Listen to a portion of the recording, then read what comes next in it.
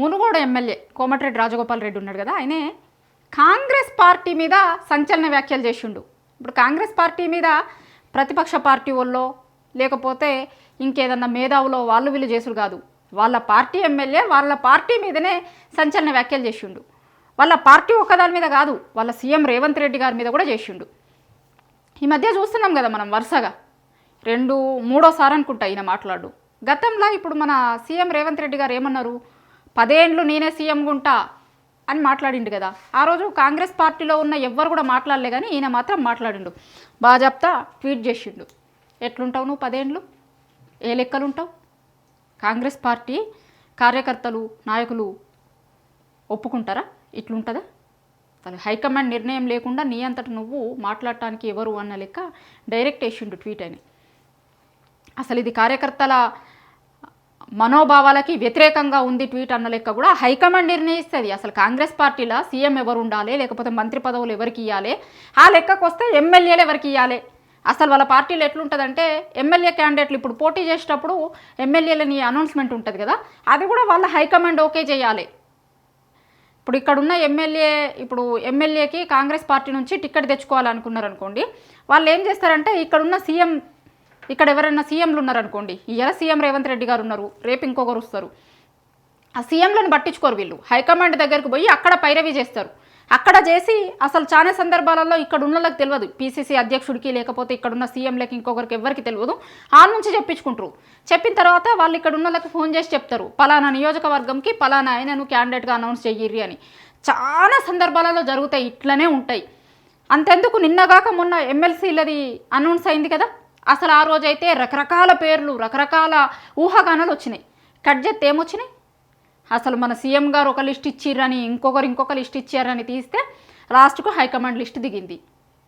విజయశాంతి వాళ్ళ పార్టీలో ఎప్పుడో ఎన్నికల ముందు చేరింది, తర్వాత అసలు ఆ పార్టీలో ఉందా లేదా కూడా తెలియదు, ఏ ప్రోగ్రాంలు అటెండ్ కాలే, కానీ ఆమెకు వచ్చింది. ఆమెతో పాటు ఇంకిద్దరికి కూడా వచ్చినాయి కదా. అసలు వాళ్ళైతే లిస్టులో కూడా లేరు. ఎవరన్నా ఇప్పుడు మీడియా వాళ్ళు గీళ్ళకి ప్రాపబుల్స్లో ఉన్నారు అని రాస్తారు కదా, అసలు ఆ ప్రాపబుల్స్లో కూడా లేరు. కానీ పైనుంచి సీల్డ్ కవర్ల పేర్లు వచ్చినాయి, వీళ్ళు అనౌన్స్ చేసిరు. అట్లనే ఉంటుంది కాంగ్రెస్ పార్టీలో. నేనే మొత్తం, నేనే రాజుని, లేకపోతే నేనే 10 ఏండ్లు ఉంటా, నేనే 20 ఏండ్లు ఉంటా అన్న లెక్క ఉండదు. చాలా సందర్భాలలో అయితే ఇప్పుడు సీఎంలని వాళ్ళ హైకమాండ్ చెప్పిన తర్వాత 2 ఏళ్ళకి 3 ఏళ్ళకి కూడా మారుస్తారు సీఎంలను. చాలా రాష్ట్రాలలో అట్లాంటి ఎగ్జాంపుల్స్ కూడా ఉన్నాయి, సీఎంలను కూడా మారుస్తారు వాళ్ళు. ఇప్పుడు మన తెలంగాణ మూమెంట్ జరిగింది కదా, జరిగినప్పుడు ఎంతమంది సీఎంలు మారిర్రు మనం చూసినాం కదా. వైఎస్ రాజశేఖర రెడ్డి గారి తర్వాత రోషయ్య వచ్చిండు, దాని తర్వాత కిరణ్ కుమార్ రెడ్డి వచ్చిండు. ఇట్లా మారుతారు. 5 ఏండ్లల్లో ఒక్కరే సీఎం 5 ఏండ్లు సీఎంగా ఉన్న దాఖలాలే లేవు. అట్లాంటప్పుడు 10 ఏండ్లు ఒకరే సీఎంగా ఉంటారా? సాధ్యమవుతుంది అసలు అది కాంగ్రెస్ పార్టీలో? అదే అడిగిండు కోమటిరెడ్డి రాజగోపాల్ రెడ్డి, అదే అడిగిండు. హైకమాండ్ డిసైడ్ చేస్తుంది అసలు మన పార్టీలో, నువ్వెవరు నీకు నువ్వు చెప్పుకుండేంది? హైకమాండే సుప్రీమీడా, హైకమాండ్ కంటే సుప్రీం అన్న లెక్క ఎవరు బిహేవ్ చేయడానికి లేదు అన్నాడు, ఓపెన్గా మాట్లాడిండు. దాని తర్వాత నిన్నగాక మొన్న సోషల్ మీడియాది నడుస్తుంది కదా, గొడవ నడుస్తుంది. ఏంది సోషల్ మీడియా జర్నలిస్టులను అసలు జర్నలిస్టులే కాదు అన్న లెక్క మాట్లాడిండు కదా. అసలు నన్ను అడిగితే అది సోషల్ మీడియా జర్నలిస్టులను కాదు, మొత్తం జర్నలిస్టు సమాజాన్ని అన్నాడు ఆయన. కానీ మళ్ళీ తర్వాత ఏదో అయ్యేసరికి అదేదో సోషల్ మీడియా వల్ల దిక్కు అని తిప్పే ప్రయత్నం చేసిరు. అసలు వీళ్ళు రానోళ్ళు జర్నలిస్టులు అవుతారు, జర్నలిస్ట్ అని పెట్టుకుంటారు పేరు ముందు, వీళ్ళకేదో అమ్మ అయ్యలు ఆ బిరుదు ఇచ్చినట్టు, లేకపోతే అదేదో పుట్టుకతోనే వాళ్ళు అయినట్టు అని అన్నారు. దాని తర్వాత మనం కూడా ఆద్య టీవీ ఆధ్వర్యంలో ఒక రౌండ్ టేబుల్ మీటింగ్ పెట్టినాం ఇదే ఇష్యూ మీద. అప్పుడు వచ్చిన వాళ్ళు మాట్లాడిరు, చూసుంటారు మీరు అందరు కూడా. కంటెస్టెడ్ ఎమ్మెల్యే అని పెట్టుకుంటారు, దానికంటే అధ్వానమా జర్నలిస్ట్ అని పెట్టుకున్నాడు? ఇప్పుడు మీరు సీఎంగా ఉన్నారు, రేపు పొద్దున దిగిపోతారు, మాజీ సీఎం అన్నారా మిమ్మల్ని అని అన్నారు వచ్చిన వాళ్ళు. అసలు జర్నలిస్ట్ అని పెట్టుకుంటే ఈయనకేమి ఇబ్బంది అవుతుంది? మీరు ఇచ్చిర్రా ఏమన్నావి? మీరు ఇచ్చిన బిరుదులు అవేమన్నా? జర్నలిస్ట్ అనేటోడు జర్నలిస్ట్ అని పెట్టుకోకపోతే ఇంకేమని పెట్టుకుంటాడు? అసలు మీకెందుకు ఇబ్బంది? ఇది కూడా మాట్లాడిరు వచ్చిన వాళ్ళు, చూసినాం మనం అందరం, మీరందరూ కూడా ఆ వీడియోలు చూసిరు. ఇంకేంది చెంప పల్ల వగలగొట్ట బుద్ధి అవుతుంది అని కూడా అన్నాడు. ఎందుకు వగలగొట్ట బుద్ధి అవుతుందో మరి నాకు అర్థం కాలే. దానికి కూడా ఏదో ఎవరు రాసిరో నాకు అంత గుర్తొస్తలేదు, కానీ చాలామంది రాజకీయ నాయకులు మాట్లాడినప్పుడు కూడా మా జర్నలిస్టులకు, స్టేజ్ కింద ఉన్న జర్నలిస్టులకి పైన మాట్లాడుతున్నాయినా అసలు ఏం మాట్లాడుతుండో అర్థం కాదు, పొయ్యి మాకు కూడా అట్లనే చేయాలనిపిస్తుంది, కానీ మాకు ఒక దగ్గర ఎక్కడో ఒక దగ్గర సంస్కారం అడ్డొస్తుంది అని చెప్పిండు. ఏం ఊపలే జర్నలిస్టు సంఘాలు, ఎందుకంటే చాలా దారుణమైన మాటలు. దాని మీద కూడా కోమటిరెడ్డి గారు ట్వీట్ వేసిరు. సోషల్ మీడియా జర్నలిస్టులను, మెయిన్ స్ట్రీమ్ మీడియా జర్నలిస్టులను విడదీసి చూసే ప్రయత్నం చేస్తుండు, విభజించి పాలించు అన్న లెక్క ఈయన చేస్తుండు, ఇది మంచి పద్ధతి కాదు అని మాట్లాడిండు.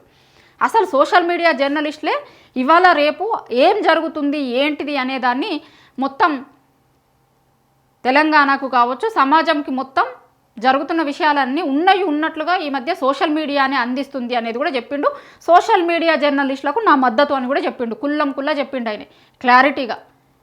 ఎవరేమన్నా అనొచ్చు, సీఎం గారు ఏమన్నా మాట్లాడవచ్చు, కానీ మీకు నేను మద్దతు ఉంటా అని చెప్పిండు.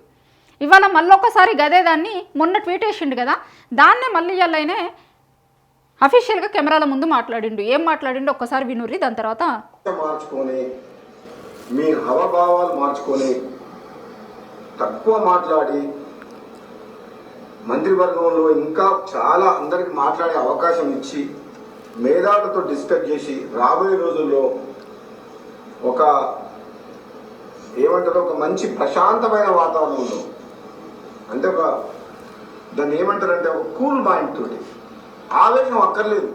ఇంకా 3.5 ఏళ్ళ గవర్నమెంట్ ఉంది, ముఖ్యమంత్రి మీరే ఉంటారు, ఆ తర్వాత ఎవరుంటారు అనేది అప్పుడు చూద్దాం. తర్వాత ఎలక్షన్స్ అయిన తర్వాత కాంగ్రెస్ పార్టీ హైకమాండ్ ప్రజలు తీర్పిచ్చిన దాన్ని బట్టి నేనేం చేద్దాం. అప్పటి వరకు మీరే ఉంటాం.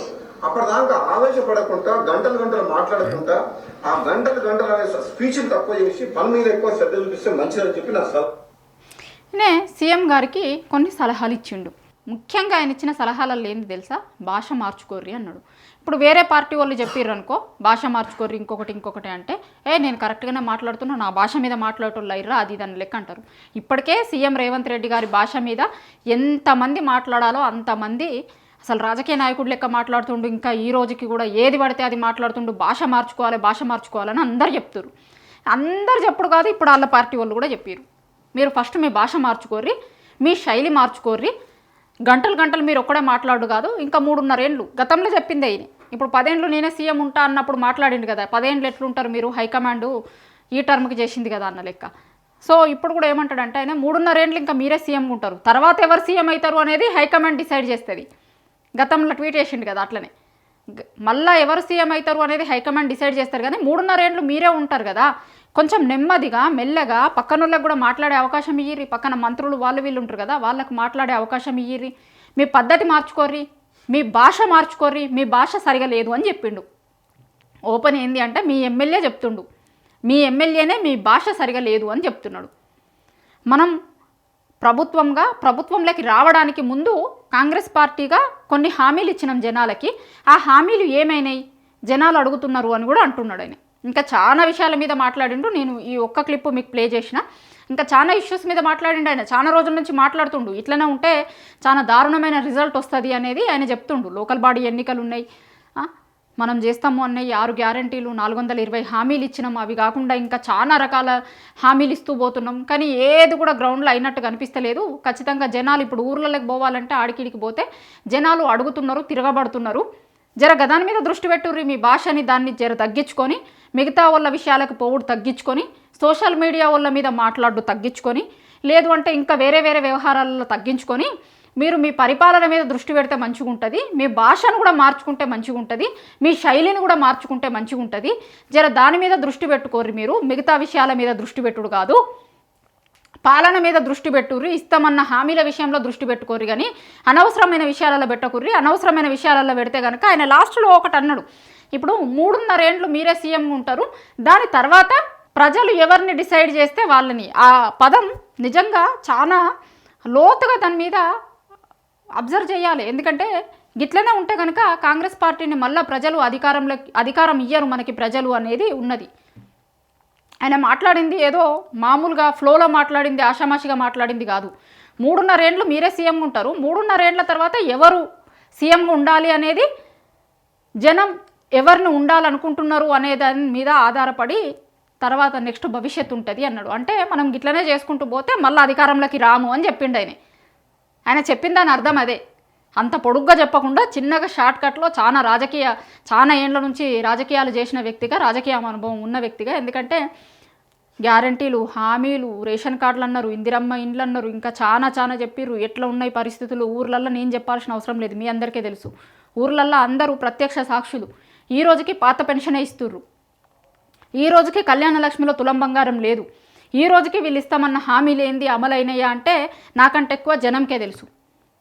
సో ఇట్లనే ఉంటే కనుక జనం మళ్ళీ ఓటు అయ్యరు అన్న లెక్కనే చెప్పిండు ఆయన. జనం డిసైడ్ చేస్తారు 3.5 ఏండ్ల తర్వాత ఎవరు సీఎంగా ఉండాలి, ఏంది అసలు ఎవరికి అధికారం ఇవ్వాలి అనేది జనాలు డిసైడ్ చేస్తారు అనేది చెప్పిండు ఆయన. చాలా ఇష్యూస్ మీద మాట్లాడిండు ఆయన. ఇవాళ ఏం నార్మల్ది కాదు, కొన్ని రోజుల నుంచి మాట్లాడుతున్నాడు. ఇలా ఓపెన్గా కొన్ని రోజుల నుంచి అయితే ఆయన ట్వీట్లు వేస్తుండు, కానీ ఇలా ఓపెన్గా మాట్లాడిండు, మీడియా ముందుకు వచ్చి మాట్లాడిండు. మాట్లాడిన దాంట్లో ముఖ్యమైనది ఏంది అంటే సీఎం గారు ఆయన భాషను మార్చుకోవాలి, భాషను మార్చుకొని మాటలు తగ్గించుకొని పని మీద దృష్టి పెట్టుర్రి. ఎక్కువ మాటలు మాట్లాడి తక్కువ పని చేసుడు కాదు, తక్కువ మాటలు మాట్లాడి ఎక్కువ పనులు చెయ్యిర్రి. అట్లయితే మళ్ళీ కాంగ్రెస్ అధికారంలోకి వస్తుంది, కానీ లేకపోతే జనాలు మళ్ళీ కాంగ్రెస్ని అధికారంలోకి రానియ్యరు అనేది ఆయన చాలా సూటిగా చెప్పాలనుకున్నాడు. మీ మాటలు మార్చుకోండి, భాష మార్చుకోండి, తక్కువ మాట్లాడి ఎక్కువ పని చెయ్యిర్రి, కాంగ్రెస్ పార్టీకి మంచి పేరు తీసుకురండి, కానీ మళ్ళొక్కసారి కాంగ్రెస్కి తెలంగాణ ప్రజలు ఓటేయకుండా చెయ్యకుర్రి అని చెప్పిండు క్లారిటీగా.